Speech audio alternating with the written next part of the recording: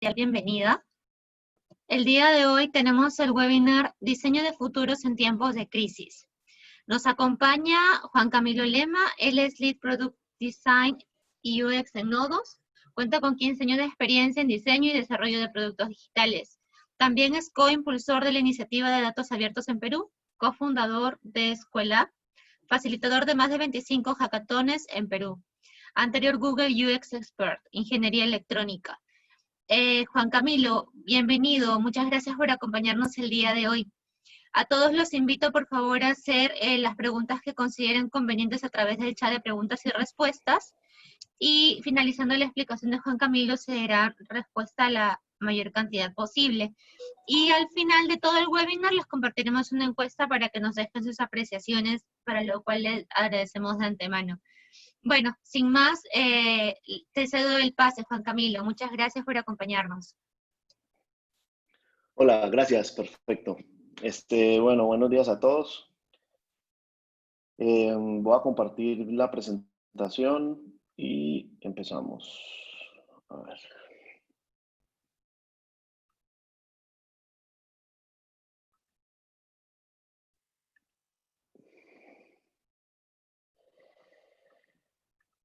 ¿Me avisan si la pueden ver?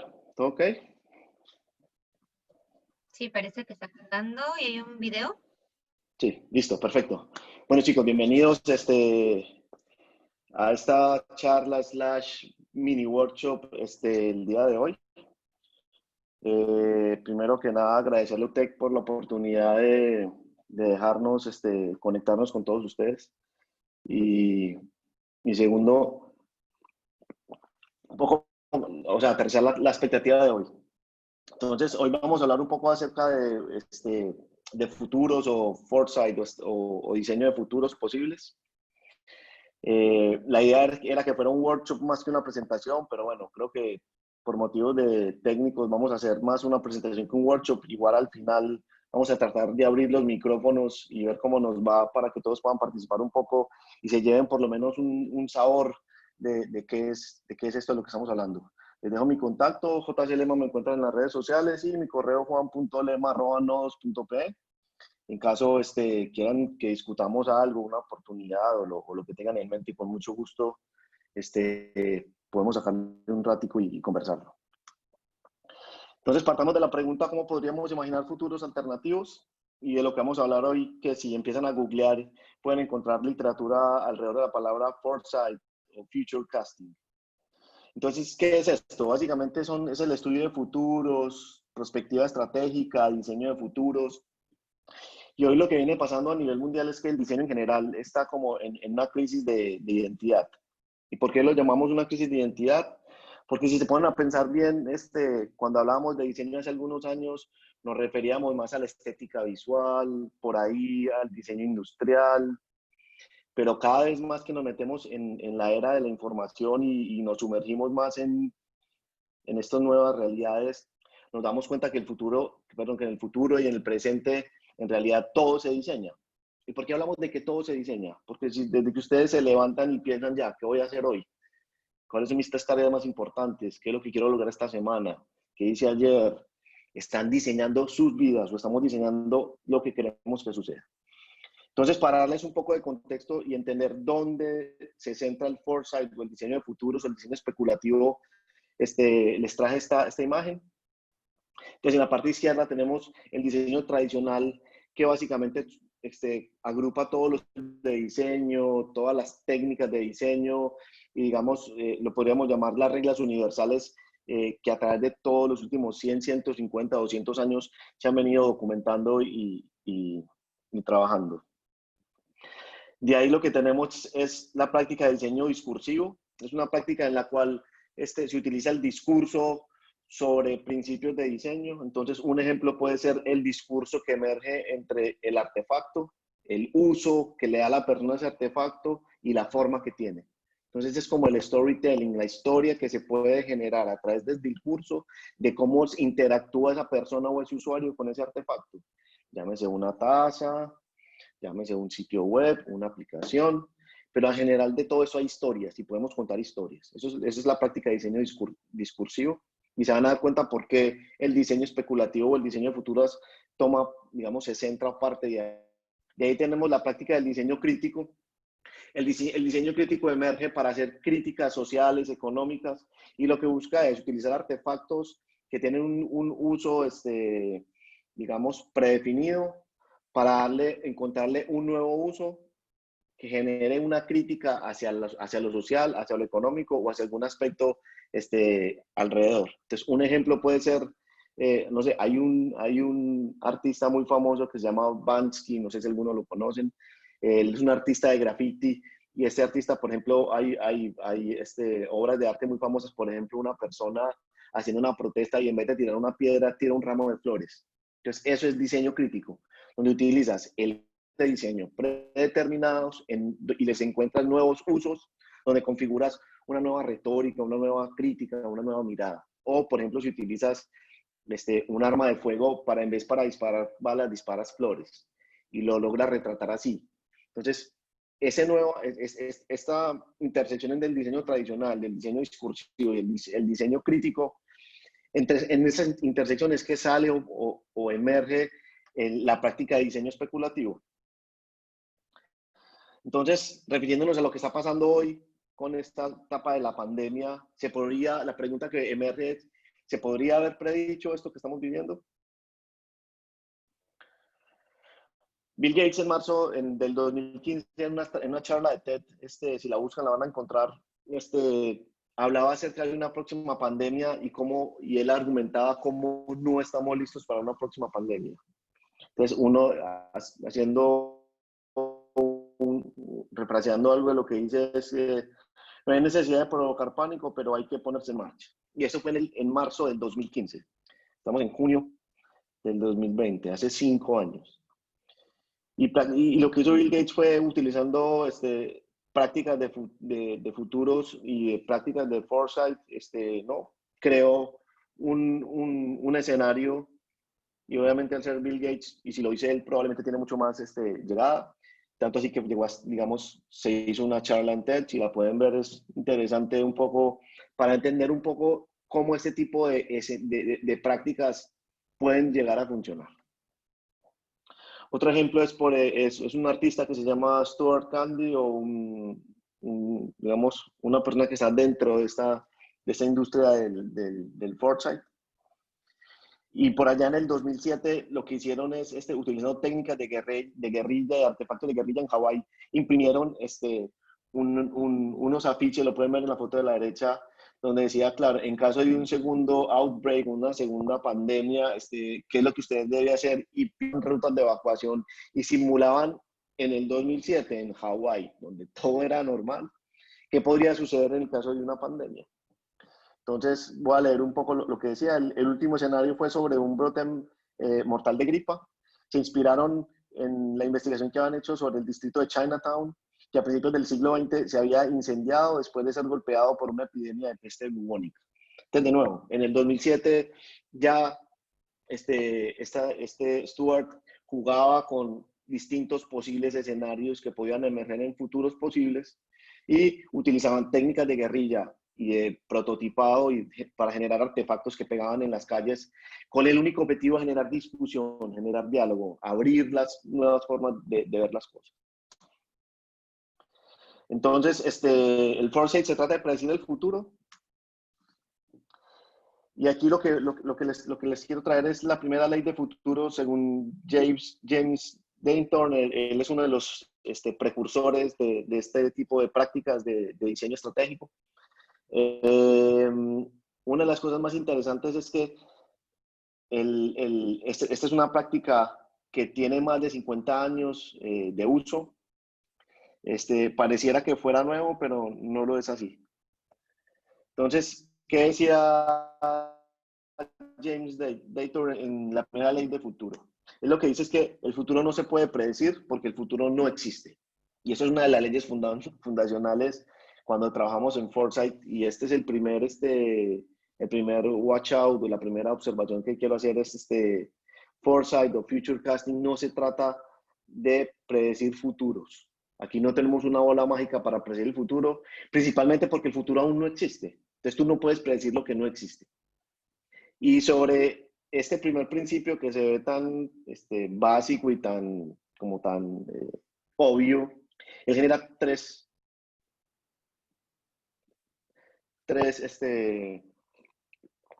derivadas. Entonces, si decimos que el futuro no puede predecirse, pero podemos imaginar múltiples futuros alternativos. Podemos reflexionar y discutir acerca de cuáles son los futuros preferibles o los que nos gustaría que sucedieran o los que creemos que van a suceder. No necesariamente los que nos gustarían, pero los que creemos que van a suceder. Y para que toda esta imaginación sea útil, lo que tenemos es que articular la planificación estratégica, la planificación de negocios, de iniciativas, de startups, de productos, de servicios, o el diseño, o la innovación, o la comunicación, o la creatividad, o cualquier otro esfuerzo de transformación. Entonces, básicamente, aquí ya empieza un poco a emerger algunas características del significado de diseño de futuros, o el significado de foresight. Entonces, básicamente, lo que se trata esta metodología o esta práctica o esta forma de abordar la estrategia o el diseño estratégico, si entendemos que todo es diseño en el fondo, si salimos a la calle en Lima, por ejemplo, y abrimos la puerta y empezamos un poco a mirar a nuestro alrededor, nos damos cuenta que todo hay que volverlo a hacer, todo hay que rediseñarlo, absolutamente todo. No hay una sola cosa que, como está actualmente, pueda funcionar de la manera correcta si es que queremos un futuro mejor. Entonces, esto es lo que abre son muchas oportunidades para todos nosotros. Y aquí un poco parte de esta charla es empezar a introducir algunas iniciativas o ideas de que el futuro es muy prometedor para todos en la medida que tengamos la capacidad de abordarlo. Entonces, ¿de qué se trata el foresight o el diseño de futuros? Se trata de imaginar los futuros posibles y preferibles para poder actuar mejor en el presente. Entonces, ¿de qué se trata esto? Imaginas futuros, prototipas, generas artefactos de futuros, generas conversaciones de esos futuros posibles y en base a esos futuros posibles te devuelves a qué situación o qué causas generaron esos futuros posibles. Y al tener mapeadas esas causas de futuros posibles desde el hoy, empiezas a emerger las acciones que tienes que hacer para que ese futuro o no se dé o acercarte a ese futuro. Y esa es la magia que arroja este tipo de metodologías. Entonces, ¿qué nos puede ayudar a lograr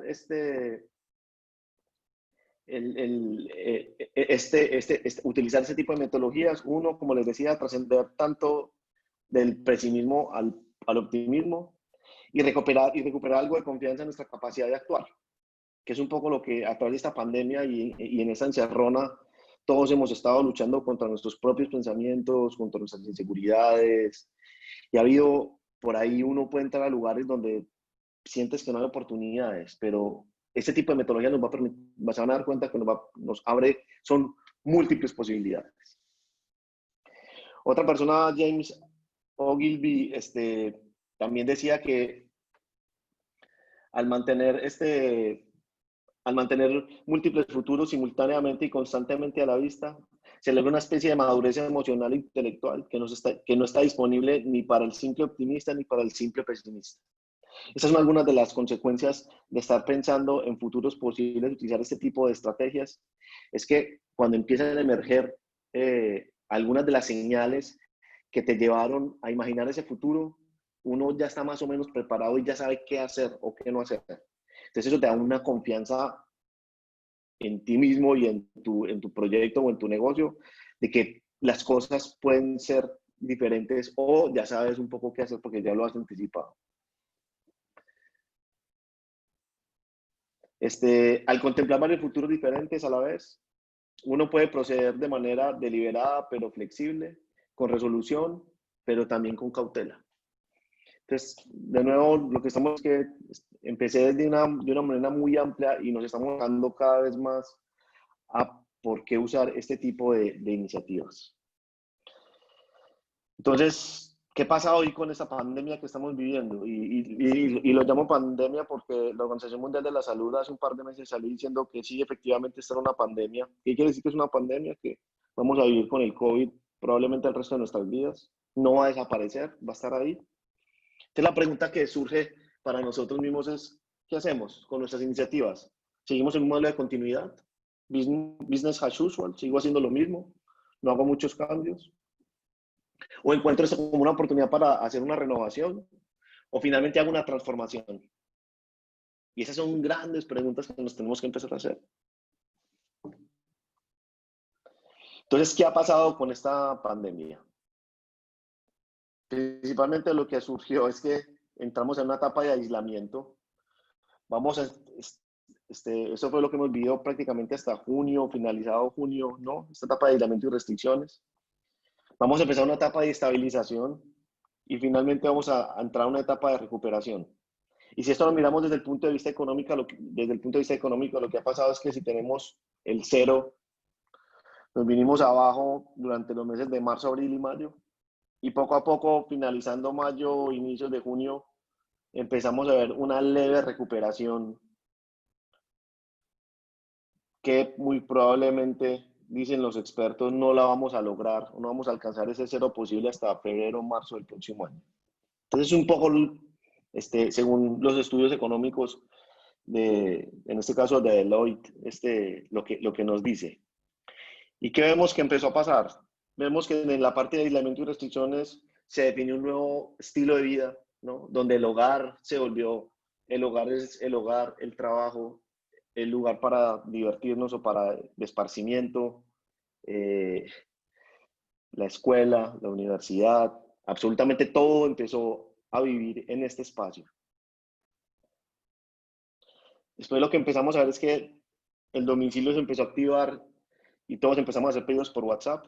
Y aquí es una de las grandes cosas que uno tiene que empezar a analizar cuando ve señales, que si ya vamos a hablar un poco a qué nos referimos cuando hablamos de señales, no sé si han dado cuenta, porque la mayoría de personas empezaron a hacer pedidos por WhatsApp y no utilizando el comercio electrónico.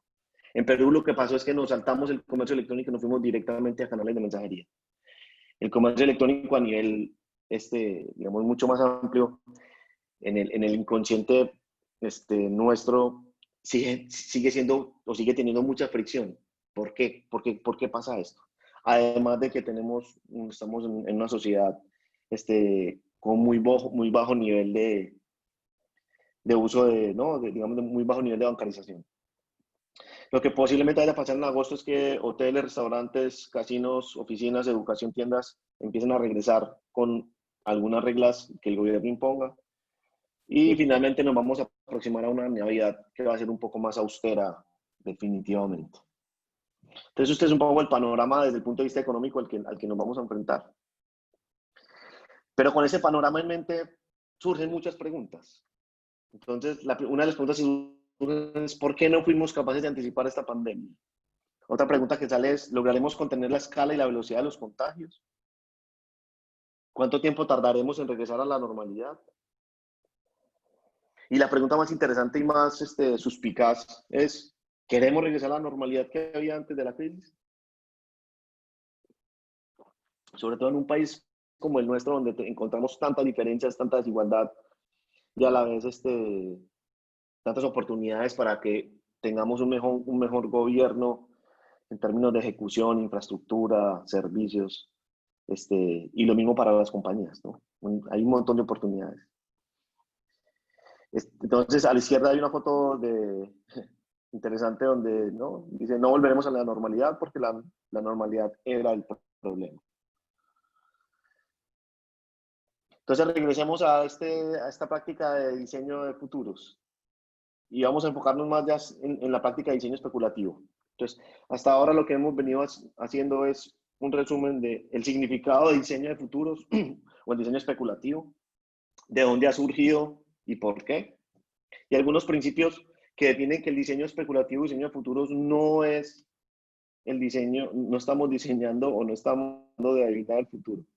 Lo que tratamos es de generar especulativos y en base a esas especulaciones generar conversaciones y en base a esas conversaciones alimentar nuestra estrategia de negocio, de emprendimiento, lo que sea.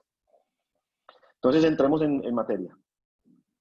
¿Cómo se ve este cono? Y si lo desarmamos, lo desarticulamos de sus orígenes o de sus influencias, se vería algo como así.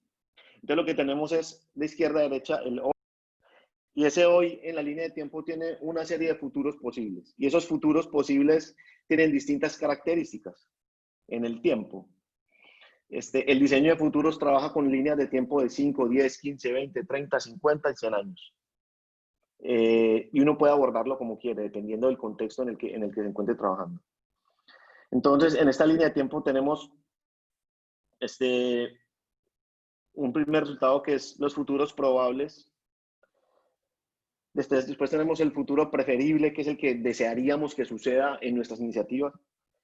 Tenemos futuros plausibles, que en español la traducción no es tan buena, pero podríamos llamarlo que es un futuro admisible.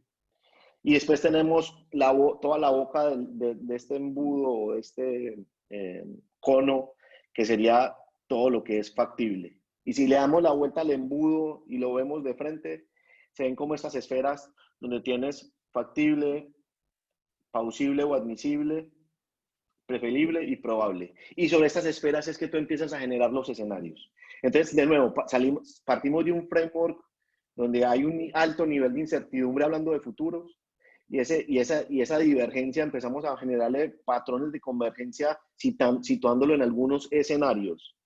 Probable, preferible, posible, factible.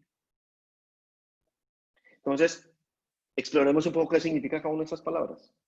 Entonces, posible habla de, con el conocimiento de futuro, decimos esto iba a suceder. Eso es cuando hablamos de posible. Cuando hablamos de plausible o admisible, decimos que en base al conocimiento actual, esto podría suceder. Cuando hablamos de probable es, según las tendencias que estamos viendo actualmente, esto probablemente suceda. Y cuando hablamos de preferible, hablamos más de juicio de valores, lo que nos gustaría que sucediera. Quiero que suceda, debería suceder. Entonces, estas son algunas de las definiciones que encontramos alrededor de estos futuros probables y que nos empiezan a marcar un poco más en este diseño de futuros. Entonces, aquí les traigo una gráfica más de cómo se ve esto ya en una línea de tiempo. Entonces, tenemos el presente. Cabe decir de que todo este marco teórico es basado en los estudios de Hancock y Bezold. Tienen un artículo, un paper y un libro que se llama Possible Futures and Preferable Futures, y salió en el Healthcare Journal del 1994. Entonces ahí ellos que planteaban el cono de futuros, que es la base fundamental que mejor resume este tipo de diseño estratégico. Y lo que tienes es que partes del presente, vas validando futuro cercano de unos 5 años, qué puede suceder, 15 a 20 años, 100, 50, lo que sea. Y dependiendo de las señales de cambio que uno empieza a mapear o a escanear, empiezas a tener eventos inesperados que te llevan a lugares distintos. Y de acuerdo a esos eventos es que se da el futuro posible, el futuro plausible, el futuro probable o el futuro preferible. Entonces, ¿cómo se ven esos futuros post pandemia para todos, para nosotros? Y aquí, digamos que de alguna manera vamos a empezar el workshop y dejar un poco más atrás la teoría y vamos a tratar de hacer un hands-on. Y bueno, vamos a ver cómo logramos que todos podamos participar, o la mayoría, o algunos. Entonces, de aquí partimos de otra pregunta estratégica y es, ¿cómo podríamos usar el cono de futuros en el diseño, para el diseño estratégico? ¿Cómo se verían estos futuros post pandemia en cada una de nuestras realidades?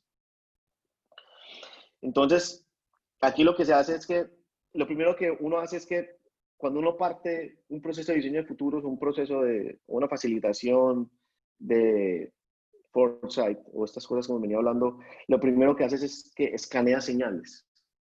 Y esas señales son señales de cambio. Esas señales de cambio pueden ser señales fuertes o señales débiles. Entonces, un ejemplo de lo que está sucediendo hoy con la pandemia, que lo más interesante de lo que vimos en la pandemia y que probablemente no sé, dentro de muchos años más, o no lo sabemos en realidad, es que uno puede empezar a identificar señales de... Entonces, volviendo al ejemplo del comercio electrónico en Perú, a esta gran transformación digital que muchos hemos empujado y hemos esperado por tanto tiempo, y que una pandemia logró hacer lo que no hemos podido hacer O sea, en 2 meses hemos logrado más de lo que hemos logrado en los últimos 15 años y evidenció todas las debilidades que las compañías tienen, sobre todo en el sector retail, sobre esta llamada transformación digital. Cuando hablamos de identificación de señales, entonces lo que identificamos son patrones. Entonces, de nuevo, voy a volver al ejemplo del WhatsApp. Yo calculo o asumo que muchos de nosotros empezamos a encontrar este hábito de hacer pedidos por WhatsApp, una nueva forma de hacer compras, que tiene cosas muy interesantes. Entonces, esa señal de cambio, ¿ustedes creen que va a permanecer en el futuro cuando regresemos a la normalidad? ¿Que vamos a regresar al comercio electrónico tradicional? ¿O que estas dos formas de compra más la tradicional van a convivir? ¿Qué cosas van a emerger nuevas que no hemos visto? Entonces, cuando hablamos de señales, lo que tratamos de hacer es de ir mapeando las señales de cambio, e ir conectando esas señales con distintas, con otras señales, para que cuando esas señales débiles de cambio empiecen a tomar sentido, se vuelven señales, digamos, muy, muy importantes de cambio, y en base a eso tú puedes empezar a hacer un mejor planeamiento. Entonces, varias señales de cambio se vuelven una tendencia. Esas tendencias es, por ejemplo, lo que vemos hoy cuando hablamos de inteligencia artificial, de machine learning. Ya son tendencias, ya no son señales de cambio. Las señales de cambio emergieron en los 80s y 90s y hoy ya son tendencias. Entonces la pregunta es, ¿estoy montado sobre esas tendencias o voy a seguir dejando que esa tendencia me atropelle? En base a esas tendencias, lo que uno hace es que arma escenarios y con esos escenarios tú creas artefactos o prototipos. Y en base a esos prototipos empiezas a depurar un poco tu estrategia. En términos generales, así es como funciona el diseño de futuros. Entonces, si lo aterrizamos a nuestra realidad hoy de lo que está pasando con la pandemia o con este periodo de aislamiento, lo que tendríamos es escanear unas señales para prepararnos, ver cuáles son las señales de cambio que empezamos a visualizar. Con esas señales de cambio, cómo nos preparamos para responder o cómo estamos respondiendo hoy. Después, cómo nos vamos a preparar para la recuperación. Después, cómo nos enfocamos en prevenir o reinventarnos para finalmente llegar a una transformación, que es la parte más interesante. Entonces, el foresight o el forecasting, de nuevo, tiene que ver más con reunir tendencias o conjuntos de cambios para analizar potenciales riesgos, oportunidades o lo que llamamos Global Driving Forces. Después de identificar esas tendencias, se mapean distintas alternativas de cómo estas alternativas podrían emerger. Y después de que tenemos esas alternativas, se mapean caminos. Y esos caminos son las acciones concretas que nos llevaron a esos futuros deseables o no tan deseables. Y a partir del mapear eso es que tú puedes traerlo al hoy, al presente. Y al traerlo al presente es que tú puedes empezar a cambiar cosas. Ese es un poco lo que en el budismo llamamos el karma, ¿no? La causa y efecto. Las leyes, una de las principales enseñanzas que dejó el Buda y es causa y efecto, ¿no? Uno no puede querer tener efectos distintos si hace lo mismo.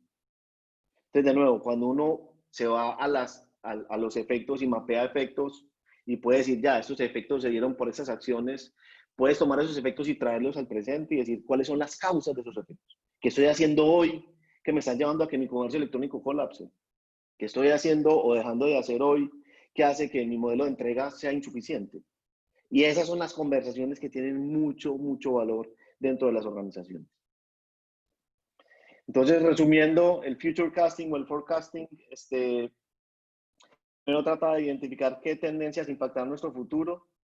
Después reimaginamos, nos sirve para reimaginar los productos y servicios actuales para cumplir con las necesidades cambiantes. Nos apoya a crear una nueva visión para alinear a nuestra organización. Nos ayuda a entender los factores que motivan las necesidades y comportamientos del cliente. Nos ayuda a prototipar futuros productos o servicios y nos ayuda a estresar o testear nuestra oferta de productos o servicios contra un futuro que tenga alta incertidumbre.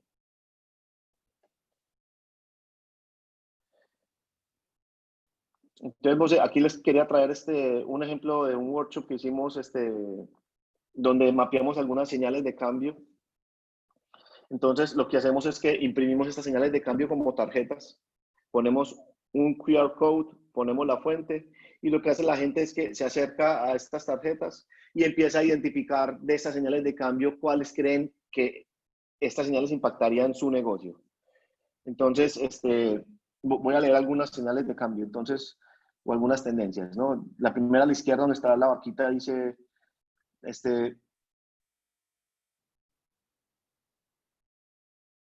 dice, las personas todavía les gusta trabajar y comprar, pero ya no se redefinen a ellos mismos bajo bajo lo que tienen, bajo lo que poseen, ya no es algo que los definan.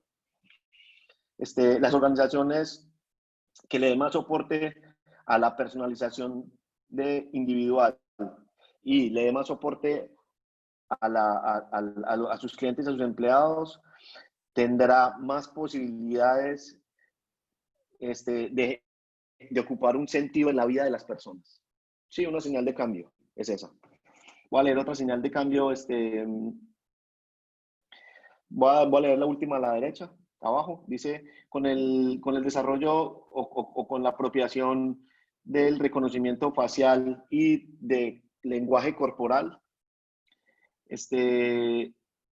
estamos dejando, digamos, un rastro de comportamiento que se puede trazar o que se puede hacer trazabilidad en las ciudades. Y eso lo que va a poder hacer es que con la llegada del 5G es que vamos a poder tener experiencias físicas mucho más potentes y, y que nos va a poder, y que nos va a permitir aprender más sobre cómo tenemos que hacer el desarrollo o digamos o la nueva arquitectura, las nuevas ciudades a nuestro alrededor, a partir de esa huella digital que vamos dejando con todas las cámaras filmándonos, no solamente nuestras caras, sino lo que hacemos, cómo nos movemos, cómo interactuamos. Entonces, esa es otra tendencia y otra señal de cambio. Entonces, lo que haces es que tienes las señales de cambio.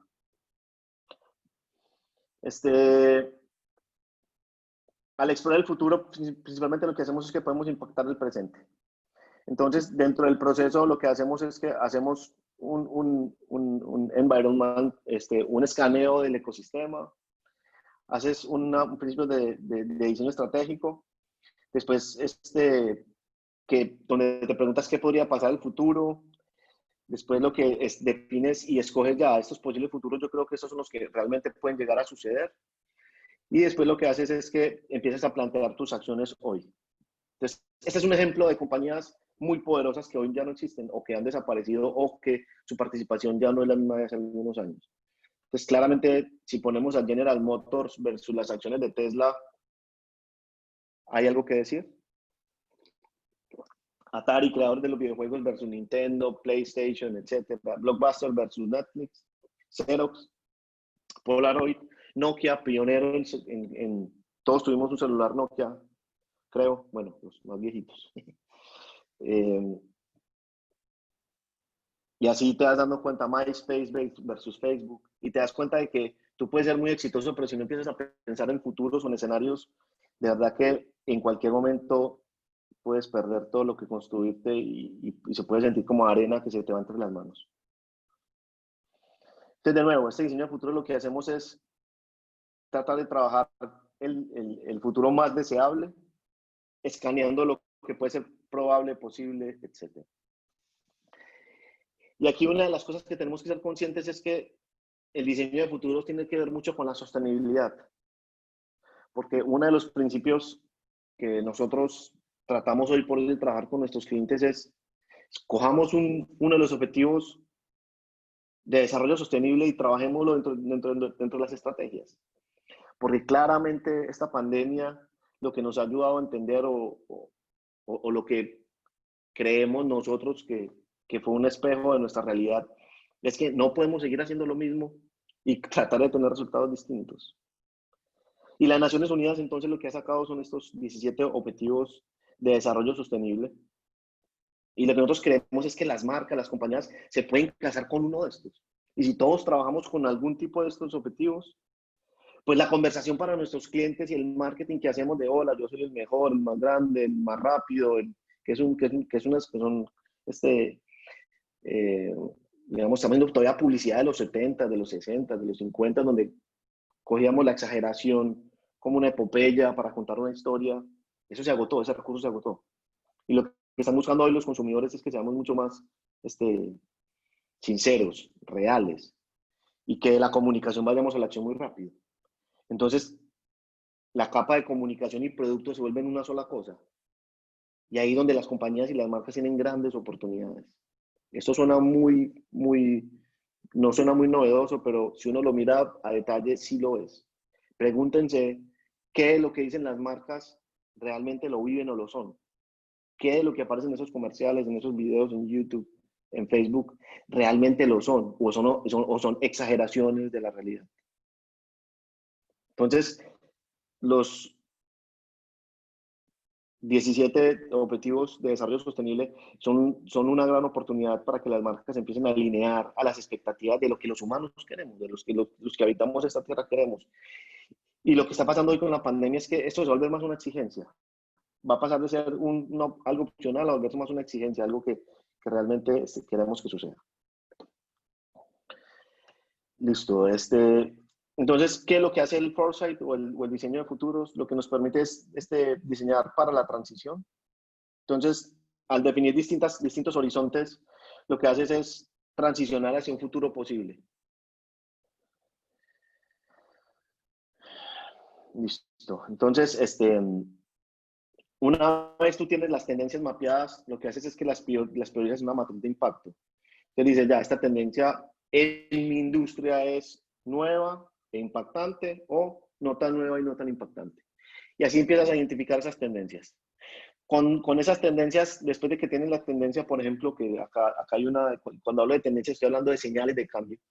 Es que esa es, por ejemplo, una señal de cambio que dice todas las tareas hacia un futuro próximo se van a trabajar como gamificación. Entonces nuestro trabajo y nuestro modelo de estudio va a parecerse más a un videojuego o a un juego que a como lo hemos venido hoy entendiendo. Y lo que haces es que calificas esta señal de cambio de 1 a 5. Entonces lo metes de 1 a 5 como 1, como no es próximo, y 5 muy lejano. Empieza a ponerle time frame, scope, impacto, likelihood y urgency. Y lo empiezas a calificar. Cuando calificas todas las señales de cambio que tú preseleccionaste, las metes en esta matriz de tendencia de relevancias. Y aquí lo que te va a permitir es poder entender si tu negocio o si esos futuros posibles que empezaste a mapear, tienes que actuar ahora, tienes que administrarlos o tienes que observarlos. Estas tendencias, perdón, todavía no estamos hablando de futuros. Y ahí lo que tienes es que esta matriz de relevancia lo que te permite es empezar a identificar patrones de cambio. Entonces, tienes patrones que no van a cambiar, tienes patrones que van a cambiar sostenidamente, tienes patrones que van a cambiar o que van a decrecer, tienes patrones que se van a acelerar, tienes algunos que van a ser temporales o algunos que van a ser abruptos. Entonces, por ejemplo, algunos que tienden a no cambiar son, por ejemplo, la industria de seguros y educación. Pero fíjense lo que está pasando hoy con la pandemia. Son dos de las industrias más impactadas. La industria de seguros hoy está en una situación que se llama obra de Dios. Y obra de Dios quiere decir, yo no respondo por nada porque lo que está pasando es como si hubiera caído un meteorito a la Tierra. O sea, yo no puedo hacer nada. Entonces, ¿qué pasa con la industria de seguros? ¿Qué pasa con la industria de educación si la gente no va a los salones de clase? ¿Cómo es ese futuro de la educación ahora? ¿Será que todos nos convertimos en maestros y estudiantes al mismo tiempo? Y nos vamos a ir en un formato 100% virtual, donde ya no un profesor no es un profesor, sino un facilitador. ¿Qué va a pasar? Cambios, digamos, sostenibles como el envejecimiento de la población, es más o menos estable, aunque en los últimos años, digamos, hay una tendencia a ser más longevos. Cambios acelerados como lo que está proponiendo la inteligencia artificial y la manipulación genética. Cambios temporales como la moda, y cambios abruptos como lo que estamos viviendo hoy, que es como una especie de terremoto social, económico y también de valores. Entonces lo que haces cuando lo que haces para poder identificar qué tipo de cambios vas a tener, empieza a trabajar cuáles son las fuerzas que bloquean y las fuerzas que empujan a que hayan estos cambios. Y finalmente esto lo metes en un tema, en una matriz de ritmo y capas.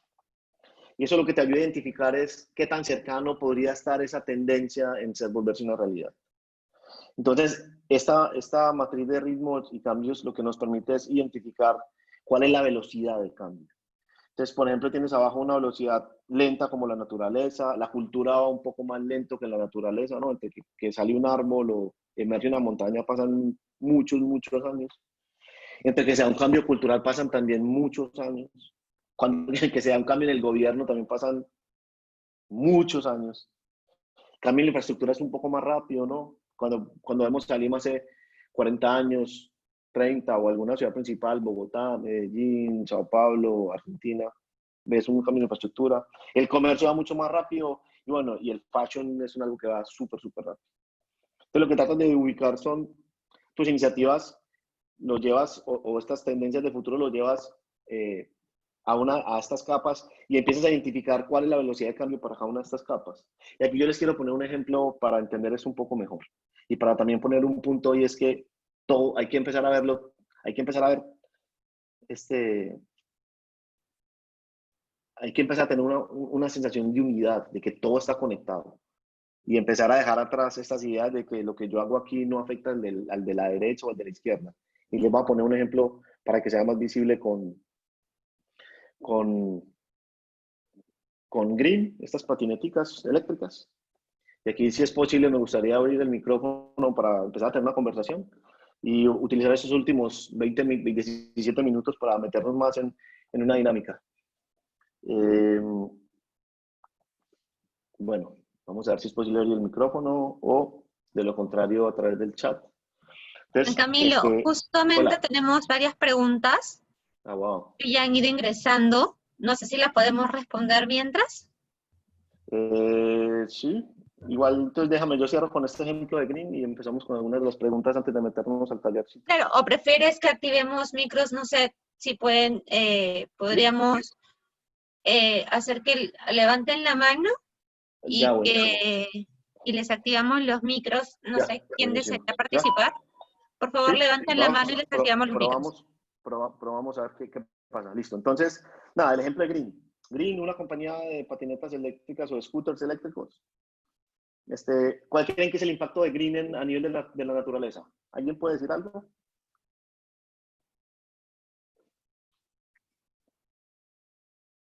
A ver, Luis Cunza, levanta la mano. Dale, Luis. Gracias. ¿Quieres responder? No se bloqueó el micrófono. Quitar tu micrófono, exacto, quitar el mute y... O Miguel García, a ver, porque Luis, a ver, ahí está Luis, creo. Hola. Sí, hola, buenos días. Gracias por la conferencia o la invitación. Con Camilo creo que ya anteriormente se hizo presencialmente, la primera vez que participé con él. Sí, de acuerdo. Camilo, un favor, ¿podrías repetir la pregunta?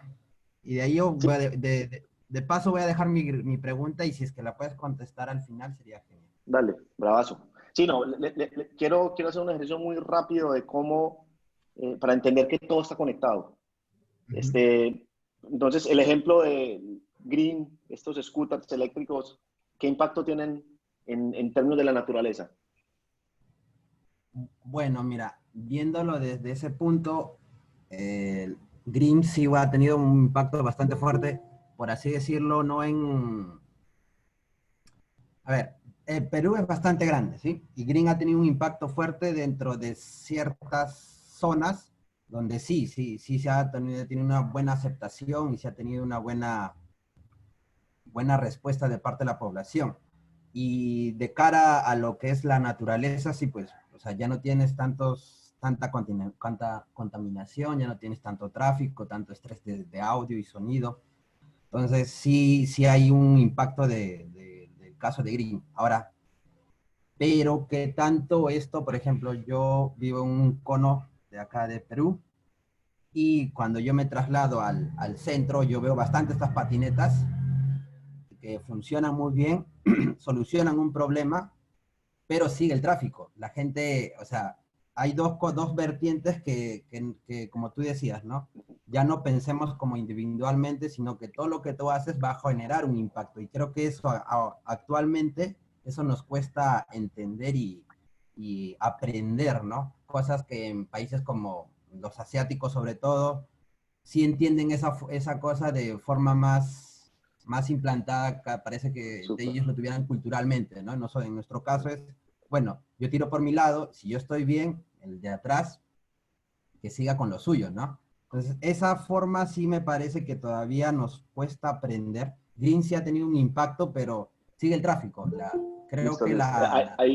Disculpa que sí, te interrumpe, pero claro, estás hablando ya de temas culturales. Entonces, voy a referirme primero a la naturaleza. Entonces, en un principio uno podría decir que Green digamos, tiene un impacto positivo con la naturaleza, hay menos contaminación, ¿no? Teóricamente, este, este, permite que las personas se desplacen de una manera, digamos, que genere una huella de carbono menor, pero aquí la reflexión que yo les quiero hacer es lo que pasa, por ejemplo, en países más desarrollados como Estados Unidos o propiamente en San Francisco, donde estas patinetas eléctricas las desechan cada mes porque es más costoso ir a recogerlas, repararlas y volverlas a poner en funcionamiento que comprar una nueva. Entonces la pregunta a nivel de la naturaleza es, ¿qué hacemos con esas baterías de litio? ¿Se pueden devolver a la naturaleza? ¿Cómo? No es tan fácil. Entonces empecemos a mirar que todo, nada es lo que parece.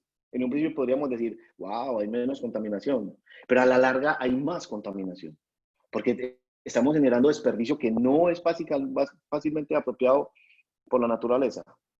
A nivel cultural, voy a hacerlo un poco más rápido porque sí quisiera que nos quede un poquito de tiempo para entrar a, en los últimos 10 minutos en hacer un pequeño workshop así súper rápido para que cada quien pueda hacer un ejercicio mental de esto en la práctica.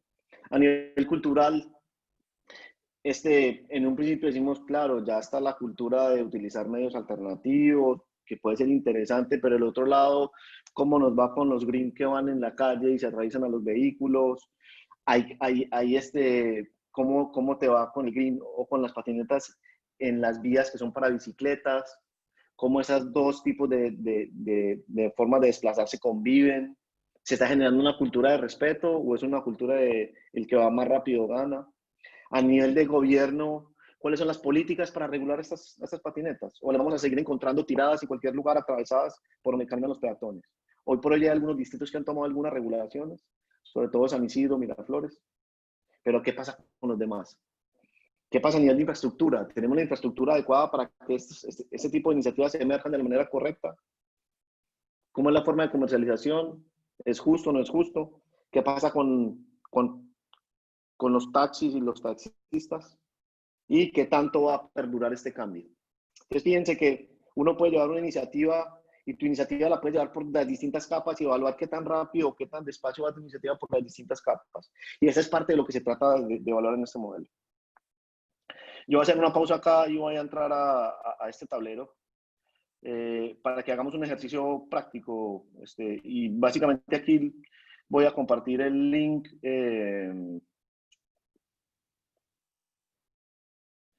Vamos a ver, sí, Anonymous Link, copy link. Yo en este momento lo que voy a hacer es que voy a abrir mi Twitter y si me buscan en JCLema en Twitter, voy a lanzar el tweet, en un tweet, este tablero para que los que quieran puedan entrar y hagamos un ejercicio cortico de 10 minutos de cómo hacemos un foresight de sus negocios, de sus iniciativas muy rápidamente, esto cómo se lleva a la práctica, porque hasta ahora ha habido mucha teoría y muy poca práctica.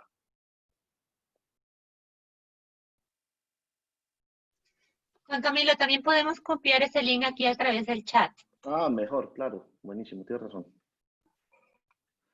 A ver, entonces hagámoslo mejor así, a través del chat. A ver, me toca stop sharing.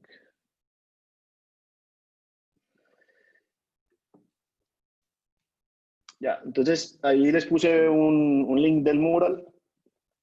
Y lo que vamos a hacer es que si tienen un papel en mano, vamos a hacer en 7 minutos los voy a llevar por una versión, digamos, lean, una versión bien ágil de este proceso de Foresight, en base a lo que hemos aprendido hasta ahora. Entonces, voy a compartir mi pantalla para los que no puedan entrar, no puedan ver, puedan seguirnos. Y vamos. Entonces, lo que estoy haciendo ahora es que estamos utilizando esta herramienta que se llama Mural. Es una herramienta muy práctica para hacer facilitación remota, y es, imagínense, tener un tablero gigante en el que puedes hacer post-its y poner lo que quieran. Los que pueden entrar acá, chévere. Entonces, hagamos un ejercicio de futuros con ustedes. Entonces, lo primero que les voy a pedir es, imaginen dónde están parados hoy y metámonos en este cono de futuros posibles. Y vamos a tratar de trabajar 3 futuros posibles por cada una de sus iniciativas o negocios. Entonces, piensen en un worst case scenario o un escenario catastrófico de su negocio, ¿sí? Lo segundo es que vamos a pensar en un escenario, ¿no?, normal, business as usual, o sea, el negocio como normal. Y vamos a pensar en un best case scenario o un escenario de un mejor caso.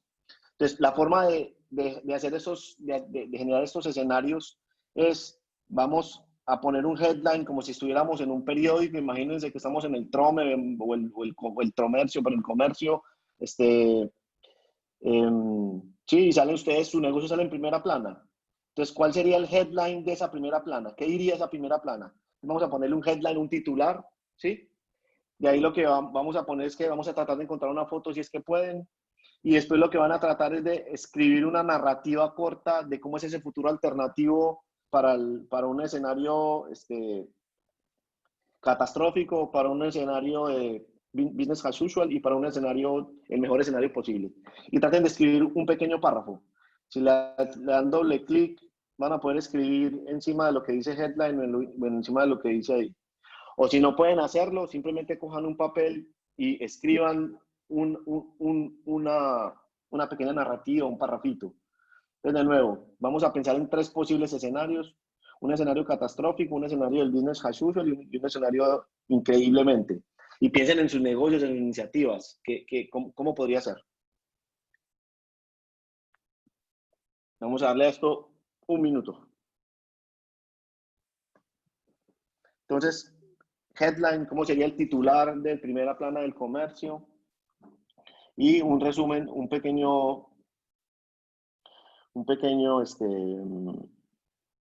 resumen o abstract de ese headline. Entonces, en ese resumen deben escribir una narrativa corta de cómo sería el futuro alternativo, cómo este futuro alternativo afectaría tu iniciativa o negocio, relata cuál es la causa raíz, por qué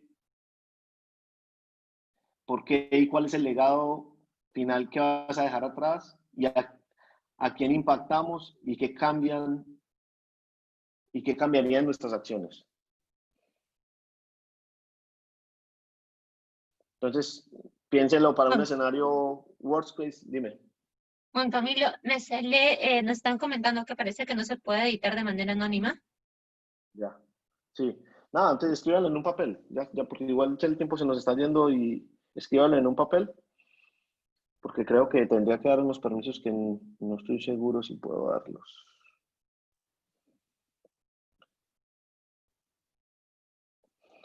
Igual sería bueno que por lo menos alguien, 2 o 3 personas lo escriban en un papel, enseguida abrimos el micrófono o lo copien y lo peguen en el chat y yo lo pego acá inmediatamente. Eso es lo que podemos hacer.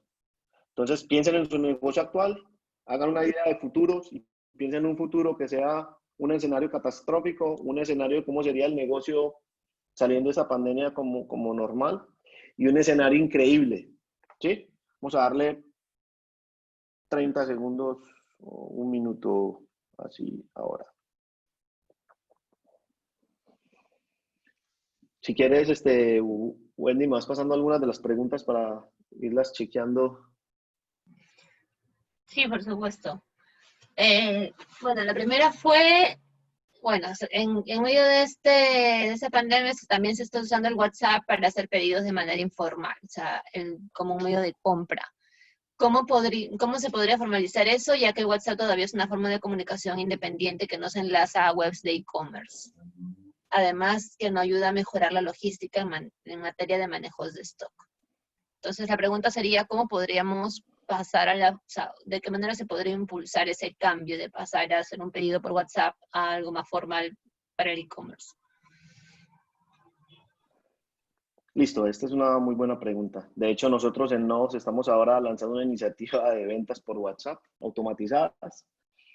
Y básicamente, si tratar de forzar al usuario a que regrese un comportamiento, te estás yendo del principio de diseño centrado en el usuario.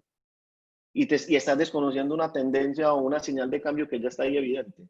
Porque claro, para nosotros como negocios es mucho más fácil que me compren a través del correo electrónico, donde ya tengo todo enlazado con mi modelo de distribución, manejo de inventarios, pero eso no es lo que el usuario quiere.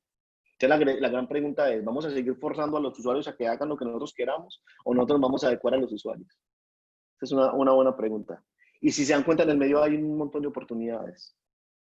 De respuestas rápidas, sí se pueden hacer ventas por WhatsApp automatizadas, utilizando principios o algunos elementos de inteligencia artificial, chatbots con reconocimiento de imágenes y reconocimiento del lenguaje natural. Lo puedes hacer. No aplica para todos los casos de comercio electrónico. Claramente, comercios electrónicos que tienen 1.000, 2.000 productos, es muy difícil hacerlo por WhatsApp. Pero si tienes un comercio electrónico chico o quieres llevar parte de tu modelo de venta a WhatsApp, lo puedes hacer con tus productos más vendidos. ¿Cómo lo puedes hacer? WhatsApp Business te permite sacar información de WhatsApp a través de APIs y llevarlo a herramientas de terceros. Y a través de modelos de inteligencia artificial entrenados o inclusive secuencias básicas de chatbots, puedes lograrlo. Nosotros ya lo estamos haciendo.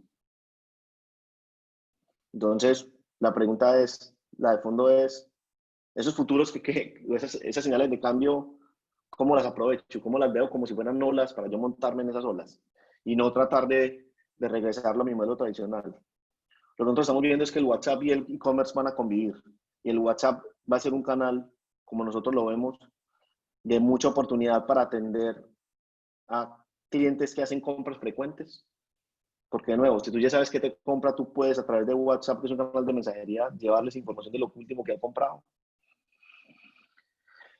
Y creo que ahí va a haber como una convivencia. No va a ser ni lo uno ni lo otro. Creo que van a convivir. Listo. ¿Alguien pudo escribir un worst case scenario, un business as usual y un base case? Y lo pueden dejar Sí, ahí veo el chat que le han puesto, Juan Camilo. Chévere. A ver, yo cómo hago para verlo. Augusto Varas ha escrito, pertenezco a una empresa minera aurífera. Headline, escenario normal. Incremento de precio por continuidad a la baja de la tasa federal de USA. Escenario incierto, el oro deje de ser un metal refugio para los inversionistas. Bravazo.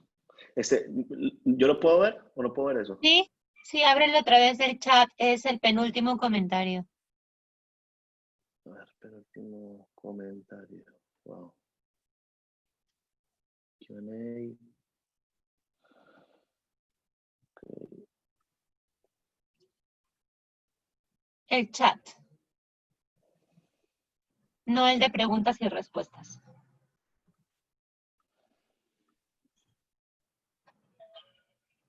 Ya, es que no me... ya, ahora sí puedo ver el chat.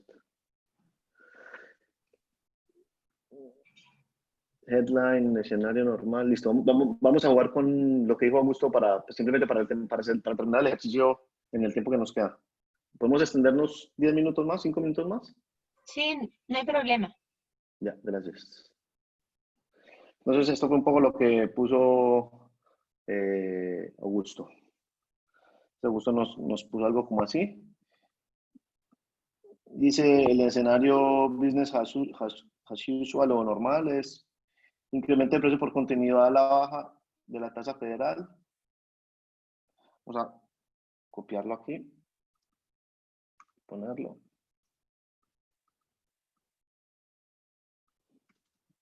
Y Augusto, te vamos a tomar como ejemplo para que sigamos haciendo todo el desarrollo del proceso.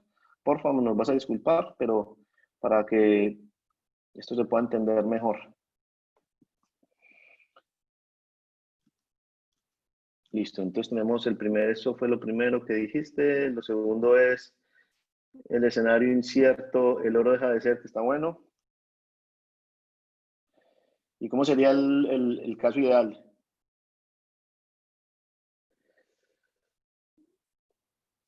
¿Y el caso ideal, Augusto, cuál es?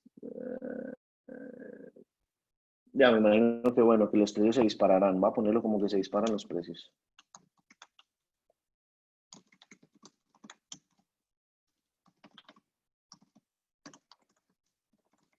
Listo.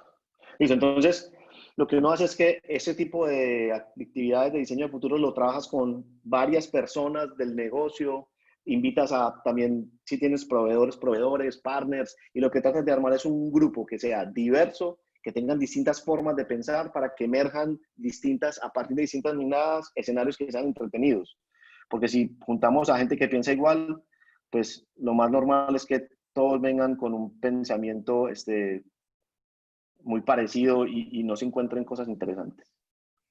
Entonces, eso es ya como algo a tener en cuenta cuando faciliten ese tipo de actividades. Listo, entonces, entre más escenarios uno saca, mejor, porque tienes oportunidades de escoger. Entonces, después de lo que haces con estos escenarios, lo que haces es ya piensas en los antifuturos. Entonces, tenemos 3 escenarios de futuros y aquí lo que haces es que piensas en los antifuturos. Entonces, lo que haces con los antifuturos es que, voy a volver a compartir mi pantalla, que no lo estoy compartiendo. Perdón.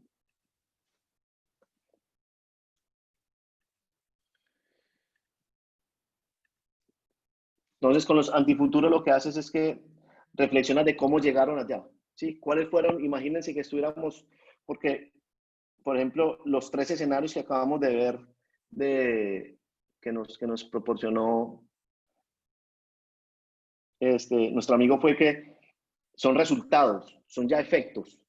Entonces, lo que haces con los antifuturos es empezar a identificar qué causas te llevaron esos efectos, qué pudo haber pasado para que se diera el incremento de precio por continuidad a la baja de la tasa de federal, qué se dio para trabajar este worst case escenario, el oro deja de ser un metal refugio para los inversionistas, qué fue lo que pasó. Entonces, lo que empiezas a hacer es algo que se llama en los antifuturos un backcasting. Empiezas a identificar cuáles son las acciones que se dieron para esos antifuturos. Entonces, lo que te pediría, Augusto, es que por favor dejes en 3, 4, 5 frases y trabajemos solamente en uno, en el de el worst case escenario. ¿Qué crees que pudo haber pasado para que el oro dejara de ser un metal refugio para los inversionistas? Entonces, tratemos de pensar. Entonces, lo que hacemos acá es reflexionar de cómo se llegó ahí. ¿Cuáles fueron los eventos clave en el camino que nos llevaron a ese futuro posible, tanto positivos como negativos? ¿Y dónde y qué cosas son las que salieron mal y por qué? Entonces, si Augusto puede hacerlo en 2 minuticos, ponernos en frases. Y Juan lo que Camilo, tratamos de hacer es si le doy la palabra mejor. Dale, mejor. Listo. Augusto, puedes desbloquear tu micro. Ok, ¿me escuchan? Sí, Sí. perfecto. Ok, Augusto, ya gracias. brevemente. Bueno, primero gracias porque la verdad, tradicionalmente uno siempre se ha manejado los escenarios pesimista, optimista y moderado. Ahora que veo tu presentación, la verdad que tengo que salir del status quo, verlo de otra manera. Cuando es worst case, lo peor que me puede, lo peor que me puede pasar es pues, que el oro deje de ser un metal de refugio para los inversionistas. Claro. ¿Y qué, La qué crees que podría pandemia, llevar? ¿Qué la crees? pandemia trae Disculpa. positivo también. Lo Claro, positivo es que Estados Unidos se alocan, los mercados se alocan y el oro empieza a subir. Y ese cíclico, en la crisis internacional del 2008 al claro, 2009, cayeron los mercados, pero el oro subió. súper. Ahora, yo no puedo adivinar el futuro, pero que he visto tus conos y en la parte celeste que me pones antifuturos, Sí, o sea, lo que son variables exógenas, pero en el otro escenario, el best case, sí. para mí el best case es que la tecnología 5G se base en este metal. Es lo mejor que me podría suceder. Dale, entonces vamos a trabajar en el best case scenarios. Claro, por eso es la guerra comercial entre China y Estados Unidos. El Qué 5G, sus buena, buses de información, claro. son De filamentos oro. de oro. Ujú. Sí, sí, sí. Entonces, el oro está subiendo. Hasta antes de la pandemia en el Perú, el gramo costaba $44, hasta antes del 16 de marzo.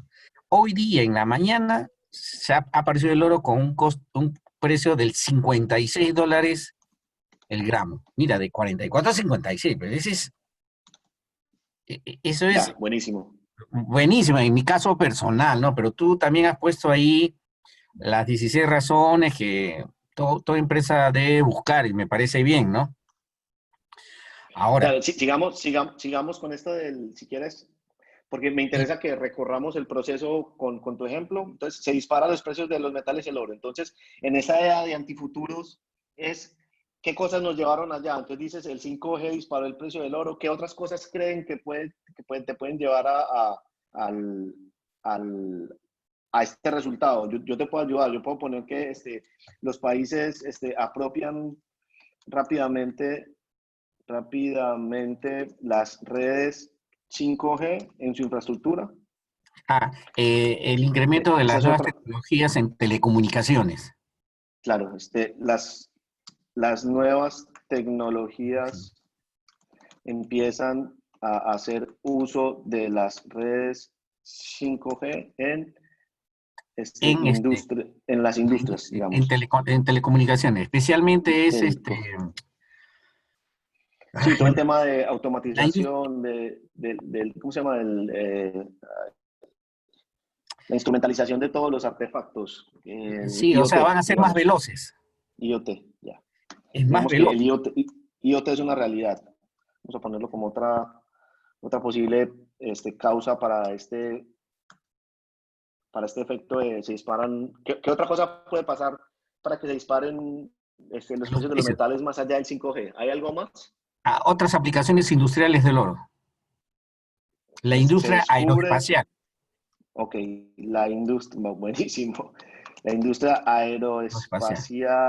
aeroespacial toma fuerza y se consolida con viajes a la luna. Listo. No, Viajes a la ahorita luna comerciales. lo que está orbitando en la Tierra, esos aparatos que orbitan en la Tierra, ¿Sí? su base tiene mucho componente aurífero de oro. Es como las lunas, los vidrios de los aviones. ¿Por qué no se rompen los vidrios de los aviones? O cuando va un pájaro, un ave, choca, ¿por qué no se rompe? Porque ya en el interior hay filamentos de oro. Ya, súper, ok, buenísimo. Entonces la industria aeroespacial toma fuerza y se consolida con, este, digamos, la industria aeroespacial toma fuerza, te refieres a aviones principalmente, ¿no? No, lo que está rodando en la Tierra, ¿Satélites esto? ahí está, los satélites. Ok, ya, chévere. Se consolida y, vamos a poner que, este, tener satélites se vuelve y todas las personas y empresas tienen acceso a un satélite. Si se dan cuenta, lo que estoy tratando de poner es en este futuro un poco de que sea inverosímil y exagerado, ¿no? Voy a poner otro donde ya digamos que para seguir avanzando en tu idea de que los precios de oro se disparan es este, Lo otro, ¿por qué se dispara también? Porque los bancos centrales de reserva de cada país han sacrificado parte de sus reservas en oro para solventar económicamente la pandemia. ok, Y ahora tienen que reponerlas. entonces Por eso los que bancos, Perú lo primero que ha hecho, lo primero que ha soltado es la industria minera, porque es la que más aporta al PBI. Todos los bancos centrales de reserva han sacrificado su oro y tienen que reponer. Por eso también el precio sube. Va a haber buenísimo. más demanda. Perfecto. Listo, Augusto, gracias. Yo creo que con eso es suficiente para el término del ejercicio. Entonces, de nuevo, lo que acabamos de hacer Una es, pregunta, la parte sí, roja con de gusto. abajo, la parte de arriba que me pones, dice, perdón, disculpe, la parte rosada o amarilla, ¿Sí? ¿en dónde pongo es lo inverso? Lo que va a hacer que esto caiga. Sí, lo puedes, o sea, se ponen en lo rojito. Lo que pasa es que, digamos, ya los colores no están Ah, respetando alineados, ¿no? el proceso, alineados, sino. porque como se nos está sacando el tiempo, para hacerlo un poco más rápido. Entonces, Ok, de ok. nuevo, resumiendo, partimos de hoy, imaginamos distintos posibles futuros, nosotros solamente escogimos 3, que es de nuevo, el hoy parte de un escaneo de señales que nosotros no hicimos. Ese escaneo de señales tiene una técnica y una forma de hacerse, que es donde tú identificas señales débiles, señales fuertes, cuando identificas que distintas señales hay interoperabilidad en ellas o hay puntos que se conectan según una tendencia, y sobre esas tendencias empiezas a generar futuros. Esa es la forma lógica de hacerlo. Sobre esos escenarios de futuro, nosotros solamente escogimos 3.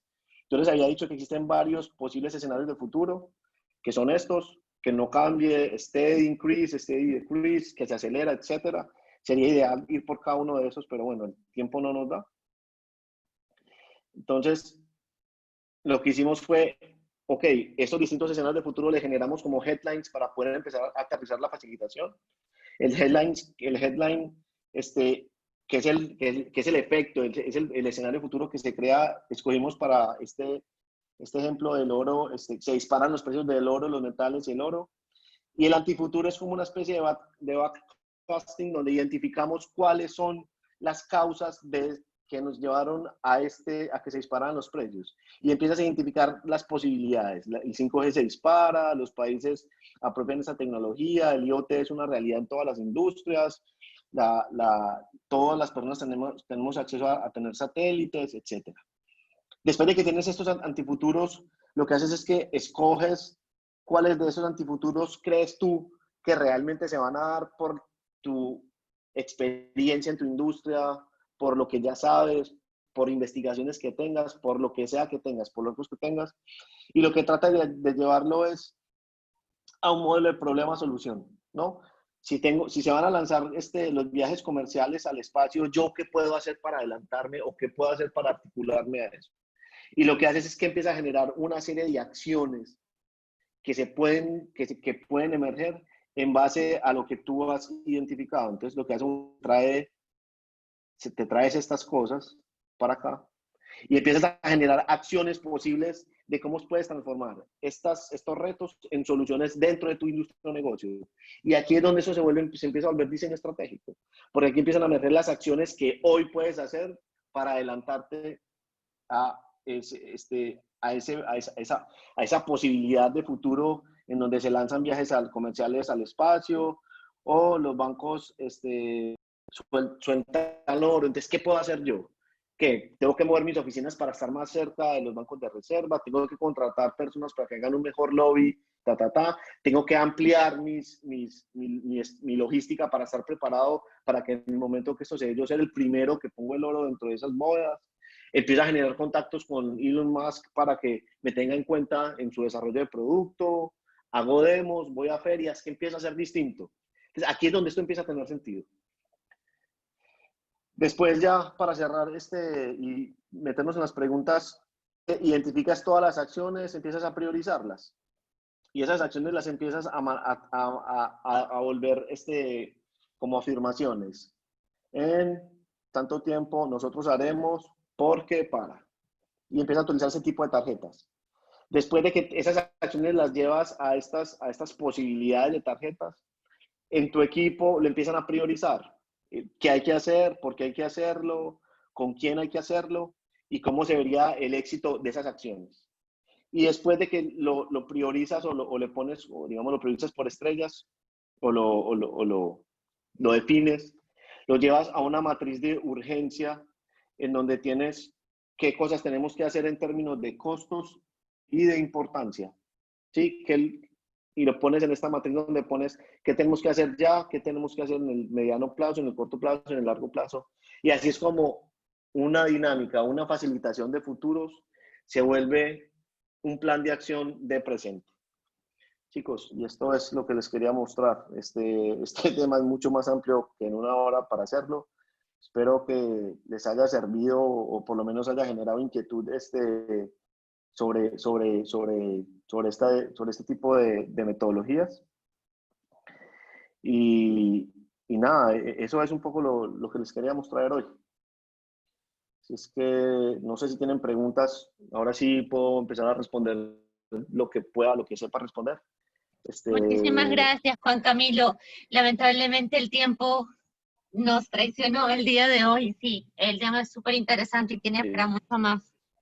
Pero sí tenemos que ya despedirnos, no sin agradecerte antes por tu tiempo, por tu dedicación y bueno, por tan buen tema y que ha generado tanto aporte para nuestros participantes. Y muchas gracias a todos también por participar. Les vamos a compartir una encuesta para que por favor nos dejen sus apreciaciones y nos vemos en una siguiente oportunidad. Muchas gracias nuevamente, Juan Camilo. Ok, bueno, gracias a todos por asistir. Si buscan en internet, ponen Meetup LeanUX, ahí tenemos un grupito donde tratamos de compartir este conocimiento y vamos a hacer más actividades hacia adelante. Siempre UTEC nos ha apoyado a hacer este tipo de cosas y un poco lo que buscamos es que este conocimiento se distribuya de la mejor manera posible para todos y entre todos madurar y aprender y compartir aprendizajes. ¿Podrías ponerlo, por favor, en el chat para que puedan buscarlo? Sí. Gracias. Ya mismo lo voy a poner. Se pueden hacer parte de este grupo y ahí vamos a ir programando charlitas y cosas para que estén informados. Ahí lo estoy dejando en este momento. Listo, ahí está. Y nada, de nuevo, gracias. Si tienen preguntas, déjenlas ahí en el canal de LeanUX, o me pueden escribir a mi correo juan.lema@nodos.pe, o me escriben también por las redes sociales, @jclema, me encuentran en Twitter y ahí yo les voy a tratar de responder. Chicos, gracias. Ojalá les sirva esto de algo. También decir que gran parte de esta presentación está inspirada en los aportes de Jorge Camacho. Él es un mexicano de habla hispana, una persona muy interesante y gran parte de esta presentación está basada en varias de sus presentaciones. Así es que no quería dejar pasar citar algunos de las fuentes. Y eso es. Gracias. Muchas gracias nuevamente, Juan Camilo. Gracias a todos.